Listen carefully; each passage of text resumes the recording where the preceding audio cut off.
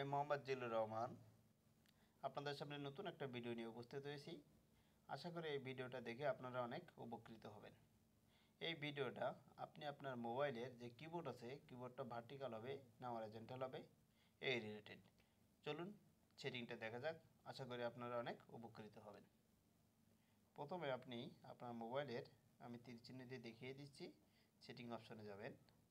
Setting অপশানে যেয়ে নিচে একটা অপশান পাবেন সিস্টেম অপশানে যাবেন, এটা ক্লিক করবেন। ক্লিক করে আপনি দেখতে পাবেন ল্যাঙ্গুয়েজ অ্যান্ড ইনপুট, এখানে ক্লিক করবেন।